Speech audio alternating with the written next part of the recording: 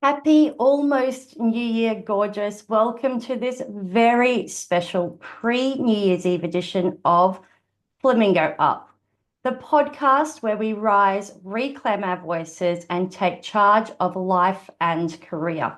I'm your host, Allie, founder of Empower Heard, where we empower individuals across the globe to overcome workplace challenges, whether it's toxic environments, covert bullying, or professional burnout through coaching, community, and connection. Today, we're talking about something everyone is thinking about right now: New Year's resolutions. But let me be honest. How many times have you made a resolution, felt that New Year's buzz, and then February rolls around and that goal, poof, gone? Here's the truth. Most resolutions fail because they aren't rooted in your core values. They're surface level, fragile, and easy to abandon when life throws the first challenge your way. But not this year. Today, we are going deeper. We'll cover why most resolutions fail, how aligning your goals with your core values creates lasting change, my signature impact framework, a creative, actionable approach to goal setting, the magic of choosing a guiding word for your year, and I'll share how my Reclaim Your Voice coaching program can guide you step by step into a year of clarity, confidence, and empowerment. So grab your journal, pour yourself something sparkly, and let's flamingo up into 2025 together. Let's start with a hard truth. 80% of New Year's resolutions fail by February. But it's not because you are lazy, unmotivated, or lack willpower. Nope. It's because, like most resolutions, they are pretty balloons. They look great on January 1st, but one small pop and they're gone. Why? Because they are often surface level. They focus on outcome, not meaning. Disconnected from values. They don't align with what truly matters to you. Too big, too soon. Overwhelm sets in and the motivation fades. Now, for those of you who have experienced workplace bullying, burnout, or toxic environments, resolutions might feel even harder to set. You might feel unworthy of success. You might be scared of failing again. You might not even know where to start. But listen to me loud and clear.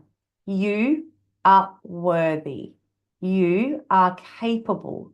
You are the catalyst for the change in your life.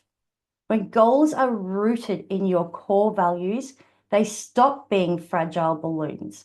They become the roots of the strong, beautiful tree. So, how do we set resolutions that actually stick? The impact framework is my signature approach to setting goals that aren't just wishful thinking, but powerful, aligned, and achievable. It's not about perfection. It's about progress. It isn't about rigid checklists or overwhelming tasks. It's about creating goals that align with your values, move you forward, and remind you that you are never alone on this journey. Impact. Identify your value. Make it meaningful. Picture success. Act small. Celebrate progress and tell someone. And if you are experiencing workplace bullying, felt seen, unheard, or like you're carrying the weight of it all by yourself, I want you to know this.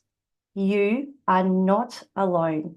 You are worthy of respect. You are capable of reclaiming your space and your voice. Let's walk through a real-world example using the impact framework that reflects you and your story. I identify your value. Maybe your value is respect or peace. You want to feel safe, valued, and heard at work. M, make it meaningful. Ask yourself, why does this matter to me? Maybe it's because you want to wake up without dreading your workday. Maybe it's because you deserve to feel respected in your workplace. P, picture success. Close your eyes and imagine walking into work with your head held high, your shoulders back, and your voice steady. How does that feel? What would change for you if you felt respected and safe every day? A, act small. Big change starts with small intentional steps. As an example, instead of staying silent in a meeting where your opinion matters, commit to speaking up once, even if it's just sharing one thought. If someone crosses a line, practice saying, I am not comfortable with that, calmly but firmly. C, celebrate progress. Every time you honor your boundaries, every time you speak up, every time you choose to show up for yourself, that is a win. Celebrate it. Write it down. Remind yourself that small steps add up to big changes. T, tell someone. You do not have to do this alone. Tell a friend, a trusted colleague, or even come back here to me or into our Be Heard community and share your progress. The example isn't about perfection. It's about progress. It's about showing up for yourself one small step at a time, even when it feels scary. And every step you take, I'm here cheering you on. Now that we've walked through the impact framework, you have a roadmap, a set of tools and a set of goals that are aligned, meaningful, and actionable. But there's one more piece to this puzzle, one that ties everything together, keeps you anchored, and serves as your guiding light when things get tough. A guiding word isn't just a word. It's an anchor, an intention, your North Star. It's a word that will whisper to you on the good days and hold you steady on the tough ones.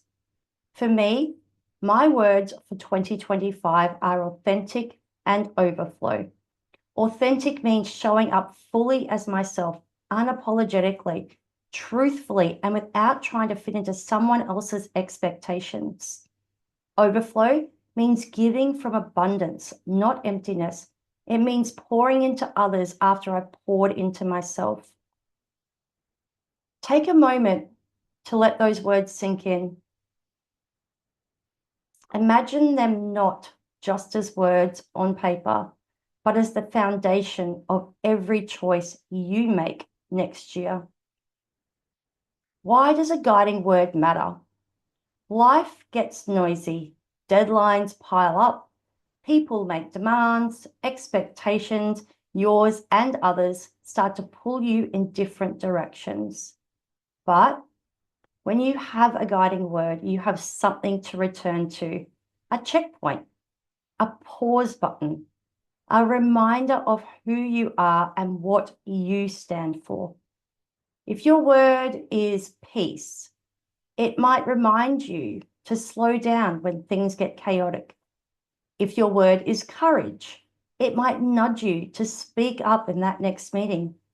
If your word is growth, it might push you to take that risk that you've been avoiding. This isn't about having the perfect word.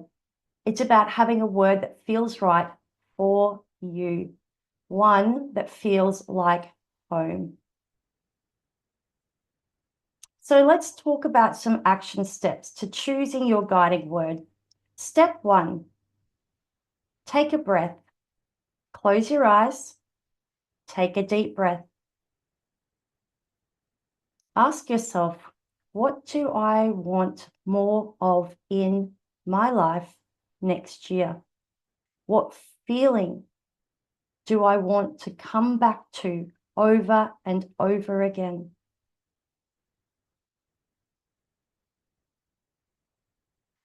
Step 2, brainstorm freely. Write down every word that comes to mind. Do not overthink it. Words like balance, joy, freedom, bold, healing, strength, courage. Step 3, notice what stands out. Look at your list. Which word pulls at your heart? Which one feels like it is yours? Step 4, claim it. Write it down on a sticky note and put it where you'll see it every day. On your mirror, on your fridge, on your phone wallpaper. Say it loud. Claim it. Feel it in your bones. Step 5, reflect on it regularly. When things feel messy or unclear next year, come back to your word. Ask yourself, is this choice aligned with my guiding word?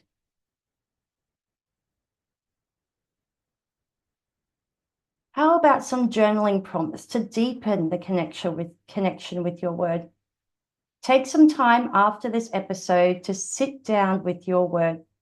Write about it. Dream with it. Here are a few prompts to get you started. Why did I choose this word? How does this word make me feel? What will my life look like if I honor this word daily? When challenges arise, how can this word guide me? What small daily actions can I take to live this word fully? These questions are not homework. They are invitations to connect deeply with your word and with yourself. When I chose my words authentic and overflow, they didn't come instantly. I had to sit with them, feel them, and ask myself hard questions. What does it mean to truly show up as myself? What am I holding back? How can I give freely while still protecting my peace? Those words aren't just words. They are guideposts. They remind me that my work isn't tied to productivity, that my energy isn't infinite, and that I have to fill my own cup before I can pour into anyone else's. Your word will be your guide too. Trust it. Let it lead you. How your word aligns with the impact framework. The beautiful thing about your guiding word is that it aligns perfectly with the impact framework. Identify your value. Your word is deeply tied to what you value most. Make it meaningful. Your word holds emotional significance. It's more than just a label. Picture success.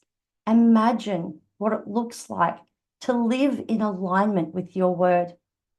Act small. Every small action should align with your word. Celebrate progress. Celebrate every moment where you honor your word. And tell someone. Share your word with someone who will support and remind you of it.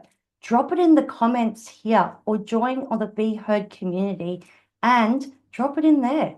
We're all there to support you. So what happens next? This conversation isn't just about choosing a word, it's about living it. If this reflection sparked something in you, don't let it fade away. Write it down, claim it, and if you need support in bringing it to life, I am here for you. Join me in my Reclaim Your Voice program launching this January. Together, we will recognize toxic patterns and set boundaries that feel right. Build emotional resilience and self-worth. Create an aligned roadmap for your goals and dreams.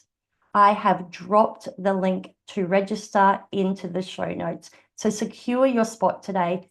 Places are limited. And tomorrow, we're diving even deeper on the Flamingo Up podcast with Denicia Hilton Harper as we explore boundaries, guilt, and how your body speaks the boundaries you need. Make sure you're subscribed and share this episode with someone who needs it. Let's create a ripple effect as we step into 2025.